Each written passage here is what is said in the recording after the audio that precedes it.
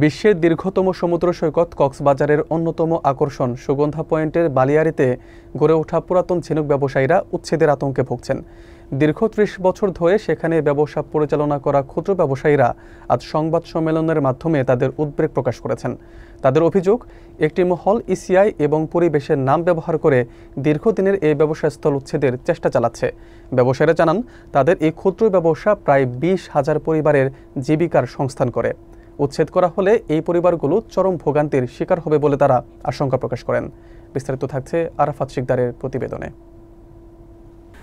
আজ বুধবার সকাল 11:30টার দিকে কক্সবাজারের সুগন্ধা পয়েন্টের বৃহত্তম সুগন্ধা ঝিনুক ক্ষুদ্র ব্যবসায়ী সমিতির উদ্যোগে এক সংবাদ সম্মেলনের আয়োজন করা হয়।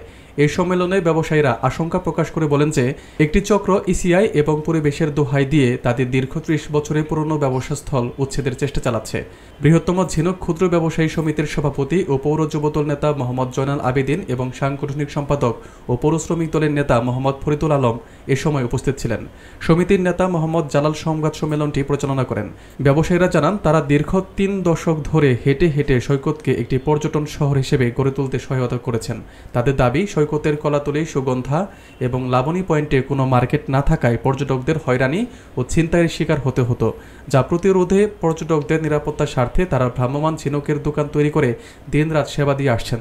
বক্তারা বলেন, এই ক্ষুদ্র ঝিনুক ব্যবসাকে কেন্দ্র করে কক্সবাজারে প্রায় ২০,০০০ পরিবারের বেকারত্ব দূর হয়েছে এবং একটি কর্মসংস্থান গড়ে উঠেছে। তারা হুঁশিয়ারি দেন যে যদি উচ্ছেদের নামে বৈষম্য করা হয় তাহলে এই ২০,০০০ পরিবার চরম ভোগান্তির সম্মুখীন হবে। আমি জালাল আহমদ, সিগাল পয়েন্ট বীজ ঝিনুক ব্যবসায়ী সমবায় সমিতির সভাপতি। জেলা প্রশাসনের অনুমতি দেওয়া ৩০ বছরের ঝিনুক শিল্প উচ্ছেদের আতঙ্কে সমুদ্র সৈকতে হাজারো ক্ষুদ্র ব্যবসায়ী সংবাদ সম্মেলন। সম্মানিত সাংবাদিক ভাইরা, আসসালামু আলাইকুম। আমাদের মতে ক্ষুদ্র ব্যবসায়ীদের ডাকে আপনারা সাড়া দিয়েছেন, এই জন্য আপনাদের প্রতি কৃতজ্ঞতা প্রকাশ করছি। আমরা কক্সবাজার সমুদ্র পাড়ের ক্ষুদ্র ব্যবসায়ী।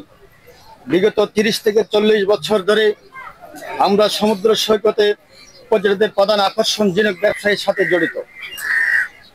আগে আমাদের ভাত দাদারা এই ব্যবসা করত, সেই ব্যবসা এখন আমরা করছি। কিন্তু গত ৭ বছর ধরে বিভিন্নভাবে হয়রানির শিকার হচ্ছে আমরা। ১ বছর পর পর আমাদের উচ্ছেদ করা হয়। আমরা জেলা প্রশাসনের অনুমতি পত্র নিয়ে শৃঙ্খলার সাথে ব্যবসা করে যাচ্ছি। প্রতি বছর আমরা রাজস্ব দিয়ে যাচ্ছি সরকারকে। এই শিল্পের সাথে হাজার হাজার পরিবার জড়িত।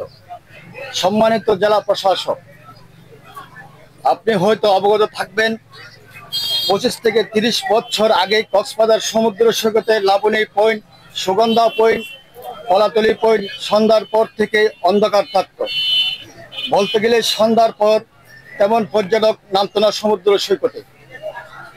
প্রতিনিয়ত চিন্তায় সহ নানান অপরাধ সংঘটিত হয়েছিল সেই সময়। তখন এই কক্সবাজার সমুদ্র ক্ষুদ্র ব্যবসায়ীর হাতে ঝুড়ি নিয়ে ঝিনুক বিক্রি করতে সৈকতে হেঁটে হেঁটে সকাল থেকে সন্ধ্যা পর্যন্ত সৈকতে পাড়ে চলে ঝিনুক ব্যবসা।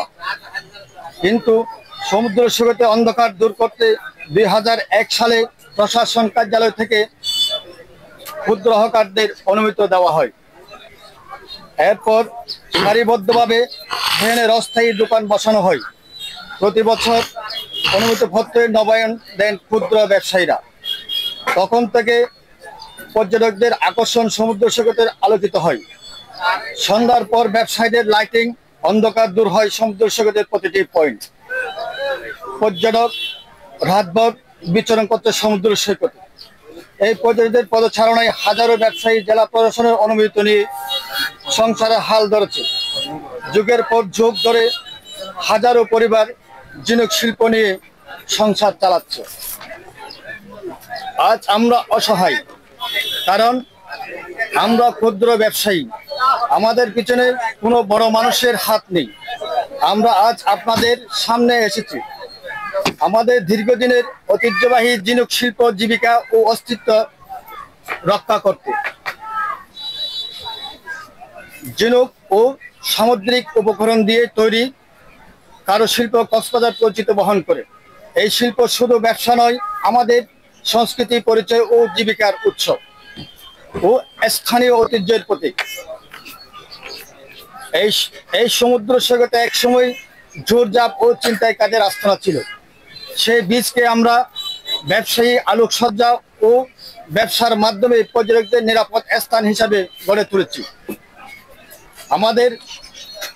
আপনাদের অনুরোধ করে বলতে চাই, ইসিএ আইন শুধু ক্ষুদ্র ব্যবসায়ীদের জন্য, আইন সবার জন্য হতে হবে সমান।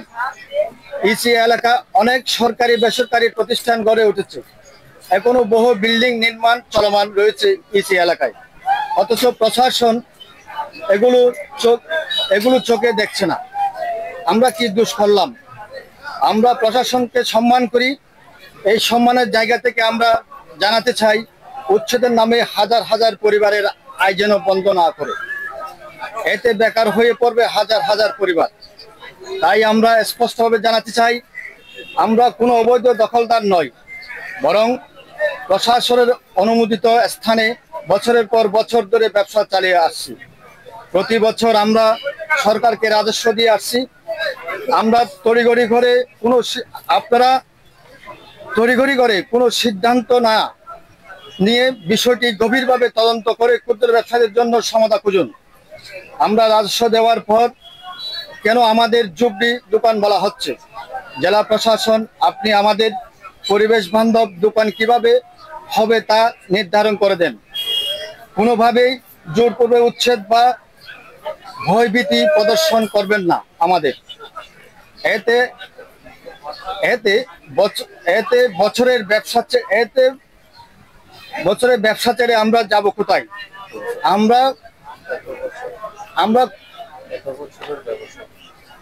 এত বছরের ব্যবসা ছেড়ে আমরা যাব কোথায়? আমরা নতুন করে কোন পেশায় যুক্ত হব? আমাদের ব্যাংক লোন রয়েছে, প্রতিটি ব্যবসায়ীর সমিতির কিস্তি রয়েছে, কিন্তু প্রতি সপ্তাহে আমাদের ব্যবসায়ীদের কিস্তি দিতে হয়। আমাদের সাথে অমানবিক করবেন না আপনারা। ধন্যবাদ। ক্ষুদ্র ব্যবসায়ীর পক্ষে বৃহত্তর সুগন্ধা বীজ ব্যবসায়ী ও দোকান মালিক সমিতি। পরিবেশ ইসি আইন, এটা হচ্ছে আপনারা জানেন, এটা হচ্ছে স্থায়ী প্রতিষ্ঠানের জন্য 300 মিটারের ভিতরে বিচাবালি থেকে উপর পর্যন্ত কোন ধরনের স্থাপনা হবে না। ইসি আইনের তো রায় তো এটাই হয়েছে নাকি? যদি রায় হয়ে থাকে, আপনাদের মাধ্যমে আজকে আপনারা এখানে এতগুলি উন্মুক্ত মঞ্চে আজকে আমরা সংবাদ সম্মেলনটা করার কারণ হচ্ছে এই চিত্রটা আপনারা নিজস্ব চোখে দেখবেন এবং আপনারা আমাদের কথাগুলির প্রত্যক্ষ সাক্ষী হবেন। কারণ যার যার নীতিগত জায়গা থেকে কেউ এটা মিথ্যে কথা কেউ বলতে পারবে না, এটা অস্বীকার যাওয়ার কিছু নেই। আমাদের এগুলো কি স্থাপনা? কোনো স্থাপনা না। আমার প্রশ্ন হচ্ছে, আইন শৃঙ্খলা বাহিনী কক্সবাজার প্রতি বছর আপনার ইসি আইন বাস্তবায়নের নামে জেনুইন স্থাপনাকে বৈধতা দেওয়ার জন্য আমাদের অস্থায়ী স্থাপনাকে তুলে ওনারা এই স্থাপনাগুলিকে বৈধতা দেওয়ার কারণ দর্শনটা আমি আপনাদের মাধ্যমে জানতে চাই। আর কেন আমাদের উপর বারবার আমরা নির্যাতনের শিকার হব? আমরা কক্সবাজারের সন্তান, আমরাও এই দেশের সন্তান। এই দেশের মধ্যে সারা দেশব্যাপী এই সরকারের পলায়ন হতে যেভাবে যুদ্ধ করেছে, আমরাও যুদ্ধ করছি। জুলাই আন্দোলনে আপনারা জানেন, সর্বপ্রথম আমি গ্রেপ্তার হয়েছি, নির্বাহী আদেশে আমি মুক্ত হয়েছি।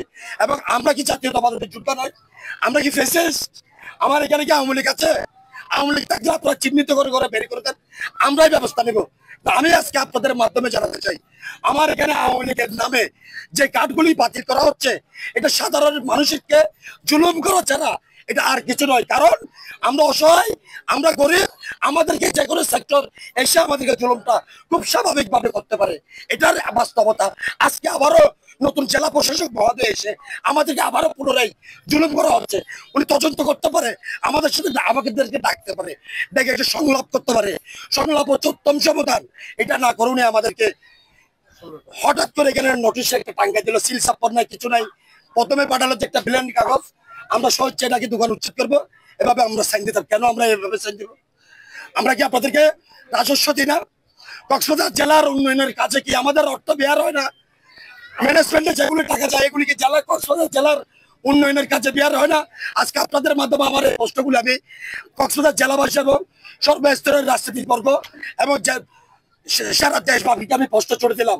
আপনারা পুরো দেশবাসী, কক্সবাজার জেলাবাসী, সর্বস্তরের রাজনৈতিক নেতাকর্মী যারা আছেন, আপনারা এই গরিব মানুষের হয়ে যাওয়া জুলুমের বিচার চাচ্ছে। আমরা আর কতদিন এভাবে নির্যাতনের শিকার হয়ে থাকবো? তাহলে কি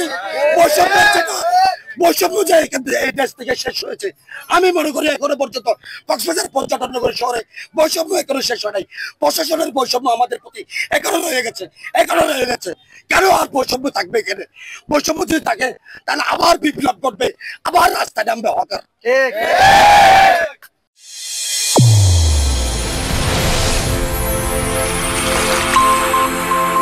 চ্যানেল A1 হৃদয়ের স্পন্দন।